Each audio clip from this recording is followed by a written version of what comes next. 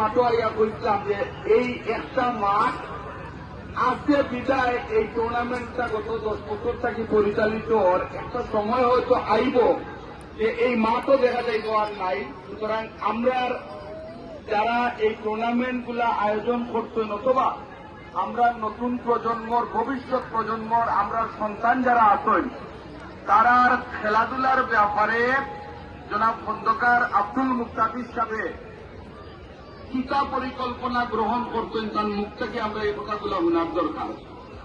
আমরা বিশ্বাস করি যে মহান আল্লাহ যদি সহায় হন, এই যে জায়গার দাঁড়াইয়া আমি বক্তব্য দিয়া দক্ষিণ সুরমা এক সময় দক্ষিণ সুরমা কিন্তু সিলেটর ক্রীড়াঙ্গন নেতৃত্ব দিতে।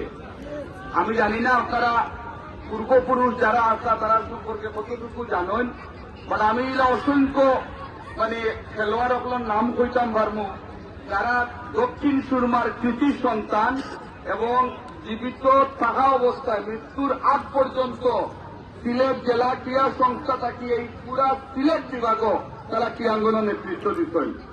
আমরা দুর্ভাগ্য যে একটা সময় আছিল আমরা গেছে যে আমরা স্কুল কলেজ থেকে আওয়ার পরে বিকাল 3:30 4টা হইয়া আনলে আমরা বান্ধিয়া করে রাখতে পারত না। এখানে যারা বয়স্ক মানুষ সকল আসেন আমরা বাচ্চার জমানা থাকি বিকাল হইয়া আনলে আমরা ফুটবলের মাঠও কেউ করে আটকাইয়া রাখা গেছে না। সিলেট এক সময় মাঠর নগরী আছিল, পুকুরের নগরী আছিল।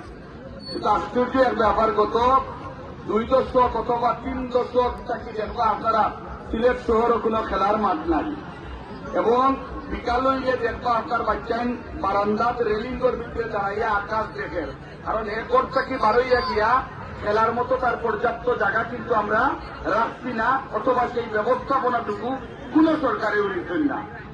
আমরা বিশ্বাস করি বাংলাদেশ জাতীয়তাবাদী দল এবং এই দলের ভারপ্রাপ্ত চেয়ারম্যান তথা বাংলাদেশ জাতীয়তাবাদী দলের কর্ণধার বিএনপি একটা চমৎকার ঘোষণা কিন্তু দিতেন। যে ঘোষণাটা হইল যে মহান আল্লাহ যদি সহায় হন এবং বিদেশের মানুষে যদি বিএনপির রাষ্ট্র ক্ষমতা নেয় তাইলে বাংলাদেশের প্রতিটি জেলা প্রতিটি উপজেলা একটা করিয়া স্টেডিয়াম হইব। এই ঘোষণাটা কিন্তু ইতিমধ্যে দেওয়া হয়েছে। আপনারা আর একটা জিনিস খেয়াল করিয়া দেখবা যে বিগত দীর্ঘদিন ক্রীড়াঙ্গন নতুন প্লেয়ার তৈরি করার ক্ষেত্রে আমরা কোনো উদ্যোগ আসিল না। বিএনপি ঘোষণা করতে যে ভবিষ্যতে যদি বিএনপি